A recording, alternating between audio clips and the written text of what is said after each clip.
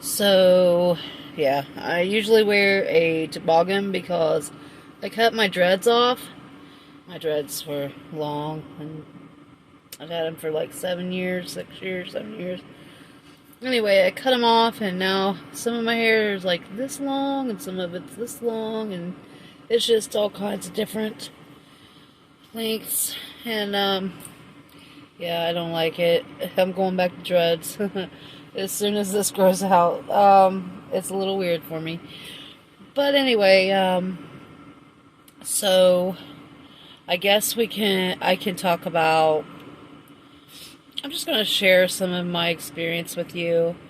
And, for anyone struggling, like, it's totally possible, and it's rough in the beginning because really, you have to really adjust to, where in your addiction, you probably lost everything. You know what I mean? Like, you didn't have a home, you didn't have a schedule, you didn't have, I mean, it was a freedom to go without. And when you're getting sober, you have to, you got to go through things. I'll talk about the outpatient rehabilitation. Yeah, I signed up for that, and I was really floored by what was expected of me. I walked into that meeting, and the counselor was just going over everything that was expected of me and what I would have to be doing. And I recall being very overwhelmed because I was used to not having to have a schedule of any sort, and now I'm being told that I have to be there 3 days a week for 3-hour sessions, and see a counselor and see a psychiatrist, and I mean a caseworker. There was a lot to it, and it was very overwhelming. I remember they diagnosed me with a stimulant abuse disorder, and I was really upset about that. Really upset about that.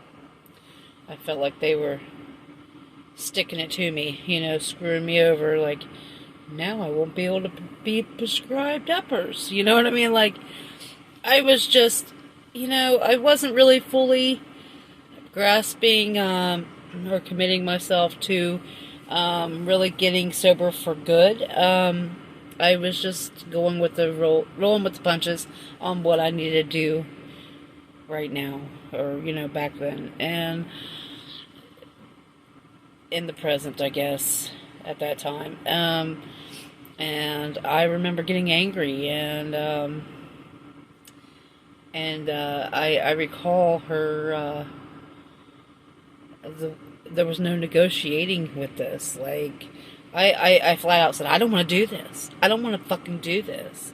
Like, this is a lot. Like, I don't know. At that, I went like 6 years without even being able to make an appointment and remember to go to it. Like, it, my ability to function had really deteriorated when it come to making appointments, and remembering to go to these appointments, and keeping track of things like that. Like, I couldn't even make a to-do list because I would have lost it. You know what I mean? Like, so my brain couldn't wrap around the fact that I was going to have to really do some major work, and I was going to be held accountable on making sure I did all this stuff. And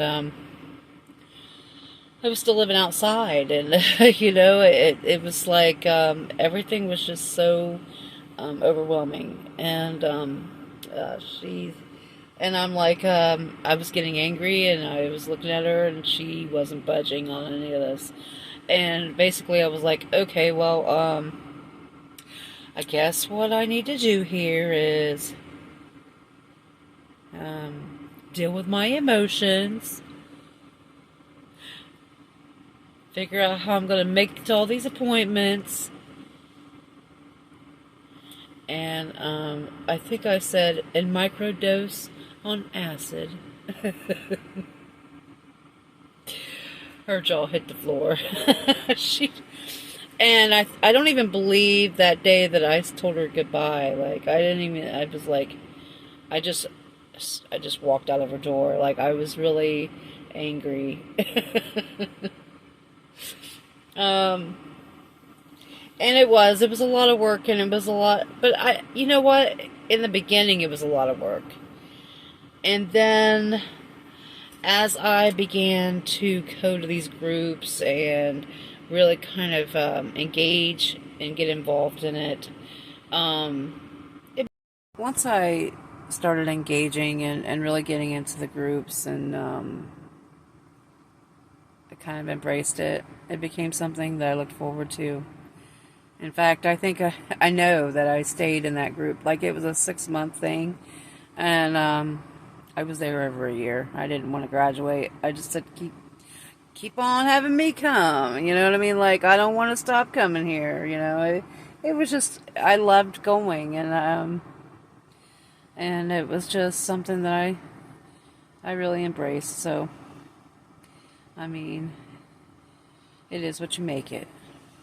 And it was somewhere where I could laugh and talk about addiction and talk about coping with the recovery of it, and it was, I made it fun for myself, you know.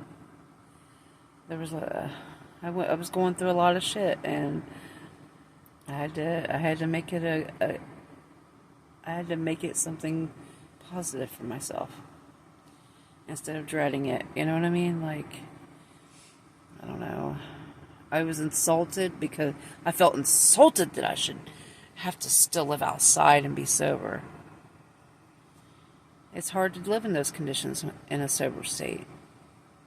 You know?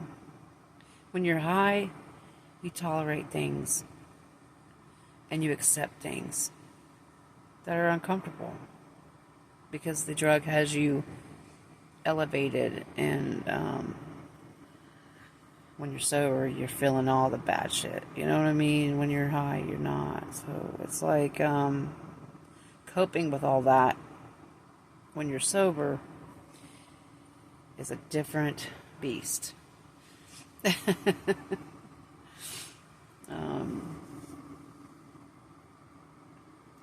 don't know.